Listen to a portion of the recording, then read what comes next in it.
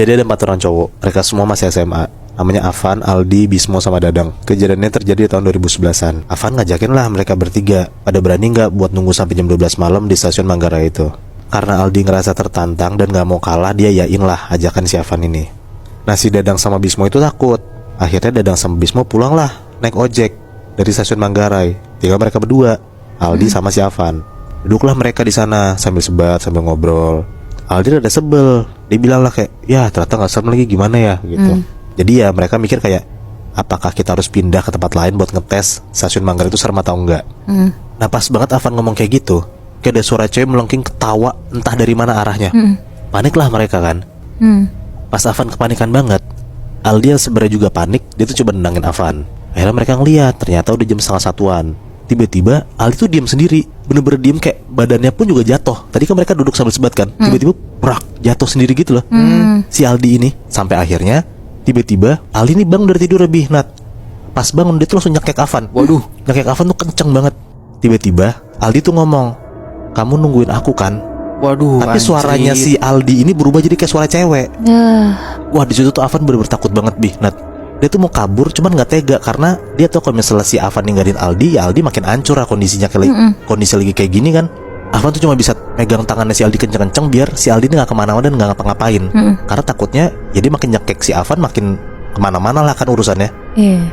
Pas dipegang kenceng banget tangannya si Aldi ini, si Afannya cuma bisa denger Aldi tuh teriak-teriak doang, Nat. Nggak ngapa-ngapain selain teriak-teriak doang. Sampai akhirnya, pas Afan ini lagi ngebaca-bacain doa, tiba-tiba tuh Aldi bisa ngelepasin tangannya dia dan dia tuh lari dari Afan. Ya, Afan ngejar tuh si Aldi kan. Nah, tapi Aldi tuh lari kencang banget dan dia tuh ngumpet di balik-balik gerbong. Waduh. Di gerbong-gerbong tua itu loh. Akhirnya Afan beraniin diri buat jalan ngiterin kereta itu buat nyari si Aldi. Sampai akhirnya tiba-tiba si Afan denger ada suara kayak duk duk duk duk duk gitu dari atas. Dari atasnya dia nih. Nah, pas Afan tuh nengok ke atas gerbong, dia tuh ngeliat banyak banget sosok kuntilanak yang berdiri dan ngeliatin dia di atas gerbong itu. waduh.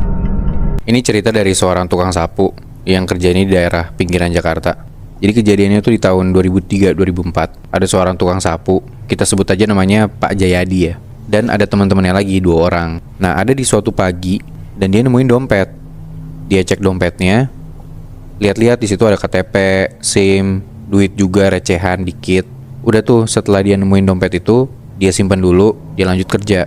Tiba-tiba pas dia lagi nyapu itu, ada yang nepok pundak dia. Nengoklah dia ke belakang. Ternyata ada mas-mas gitu. Si mas ini nanya, ada dompet nggak pak?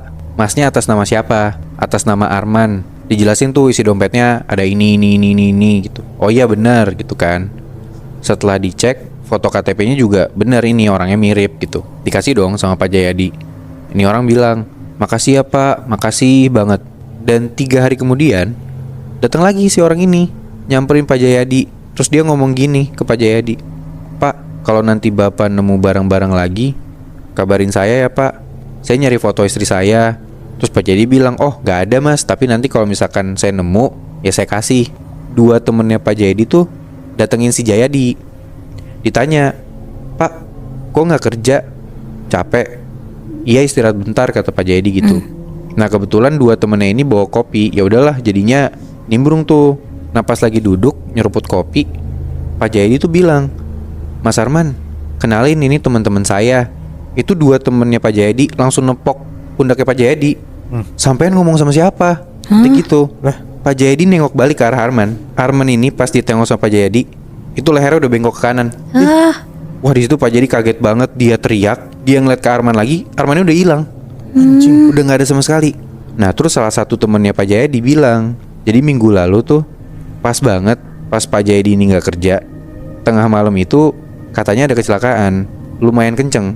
Tapi pas udah jatuh dari motor ini, gak ada yang nolongin. Nah terus kemungkinan ini barang-barangnya dia tuh dirampok. Udah tuh pas udah mulai tenangan, Pak Jayadi kasih tau lah tempat dia nemuin dompet itu di mana. Ternyata dompetnya tuh ketemu di tempat yang sama itu lagi. Masih ada dompetnya. Kan udah diambil tadi kan? Makanya udah dikasih kan padahal, Iya. tapi ada lagi tiba-tiba.